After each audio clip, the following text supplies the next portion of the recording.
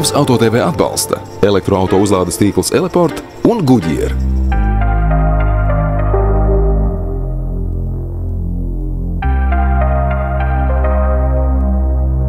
Šodien Tavs Auto TV automobilis, kurš spētu sajūsmināt pat mironi. 601 dzirkspēks, 795 Nm liela grieze un dinamika, kura neliktu sarkt pat īsteniem sportiniekiem. Šim komfortablajam sedanam, lai sasniegtu 100 km/h lielu ātrumu, nepieciešams vien 3,8 sekundes. Un tā maksimālais ātrums ir elektroniski ierobežots pie 230 km/h atzīves. Jautāsiet, kāds dzinējs ir zem tā motorpārsaga? V8 vai V6 turbo? Cik liels ir tā degvielas patēriņš, kādi CO2 izmeši? Bet šajā mirklī benzīna galvas mums ir jāplēj ar augsta ūdens šalti, jo šis ir BMW i5 M60 X-Drive. Lai arī tas ir elektroauto, tajā rit 100% autentiskas BMW asinis.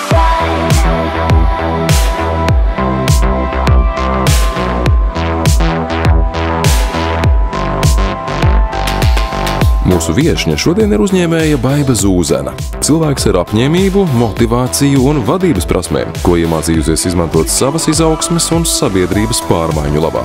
Vairāk nekā 10 gadus Baiba vadījusi TV3 mediju grupu, bet nu jau nepilnus 3 gadus ir komerc izglītības centra vadītāja, iedrošinot un palīdzot uzņēmējiem realizēt savas ieceres. Mana pārliecība balstās domā, ka jebkurš no mums var uzlabot savas zināšanas jebkurā tēmā. Un tas jautājums ir, vai es kļūšu par tās konkrētās tēmas ekspertu, vai būšu vistalantīgākais un visspējīgākais, ir mazliet cits jautājums, bet mācīties mēs visi varam un vajag. Vai visiem vajag kļūt par uzņēmējiem? Droši vien, ka ne.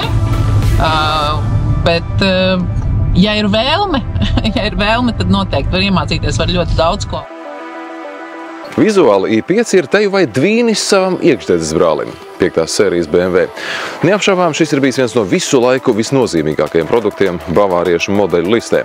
Kopš savas debijas 1972. gadā līdz mūsdienām, tātad 8 paudzēs, ir pārdoti krietni vairāk nekā 5 miljoni šādu auto.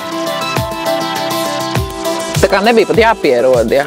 Kas bija interesanti, jo tad, kad es pirmoreiz iekāpu Teslā, tad man bija jāpierod brīdi, kad es vispār sapratu, viņa savādāk kaut kā kustējās. Bet šī mašīna, es teiktu, ka viņa nejūtās kā elektromašīna tādā ziņā, kad man kaut kā bija tāds mazliet savādāks priekšstats par viņām. Pēc definīcijas viņām vajadzētu būt ļoti līdzīgām, ja pēc tās funkcionalitātes, bet tomēr tad, kad tu iesēdies, ja, tā sajūta, kas ir augstas klases mašīnām, kaut vai arī, teiksim, šodien iesēžoties, viņa ir tāda, vajag labi neizklausās, bet tāda premiumīga, vai ne? Uzreiz, kad tu iesēdies, tad ir sajūta, ka tu esi nokļuvis kvalitatīvā tādā vidē, un šis ir tāds kvalitatīvs priekšmets. Tā kā ļoti laba sajūta pirmā, jā. Patīkams brauciens, ātrums bija, uzrāviens bija, komforts bija, faktiski, jā, es pat nezinu, nekas netraucēja, viss patīkami. Ja salīdzinām ar tā priekštečiem, jaunais piecītis, neatkarīgi no dzinēja veida, ir pamatīgi paaudzies. Tā garums tagad ir virs 5 metriem, klāt nākuši 10 cm un platums 1,90 cm. Lai uzlabotu auto aerodinamiku, durvju rokturi ir iegramdēti virsbūves paneļos, auto ir kļuvis vizuāli, nedaudz robustāks, ar izteiktākām, asākām virsbūves dizaina līnijām. Un arī tā pamatlukturos vairs neatradīsiet agrākos laikos tik populārās apaļās eņģeļacis. Tagad tās kļuvušas šķautņainākas. Teju vai vertikālas. Panorāmas jumts ir tāda interesanta lieta, es tā domāju. Tas tāds laikam tādiem romantiskām nakts zvaigznes baudīšanām vai kaut kas tāds, tāda interesanta lieta.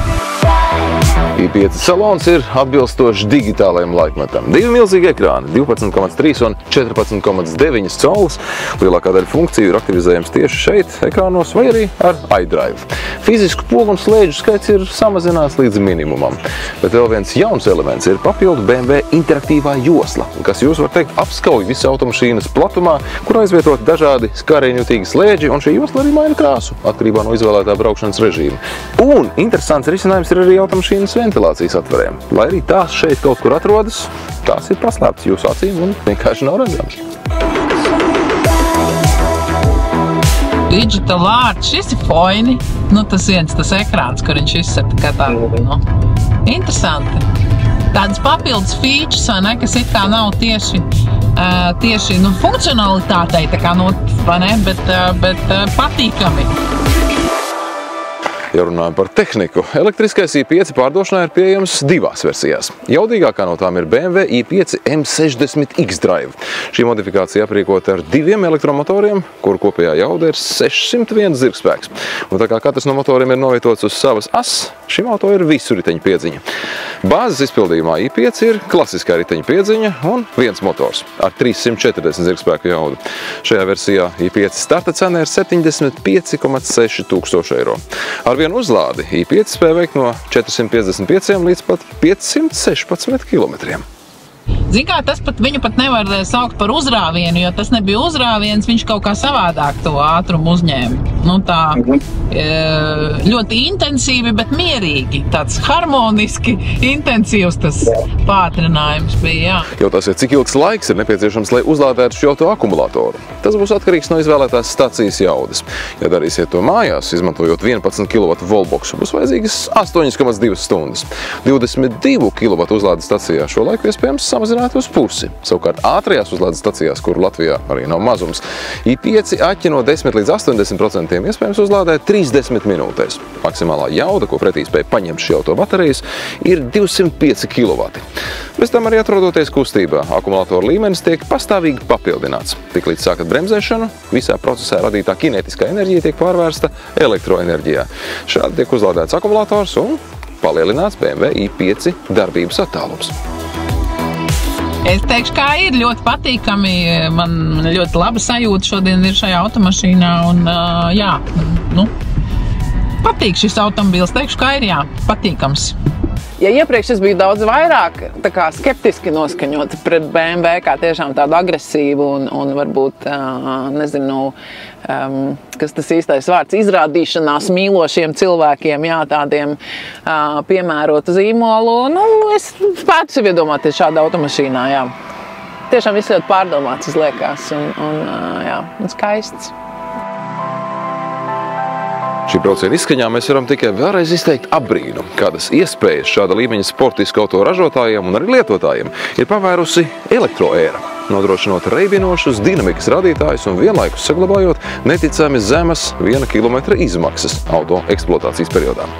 Šoreiz mums tas arī viss. Uz tikšanos citreiz Tavs Auto TV.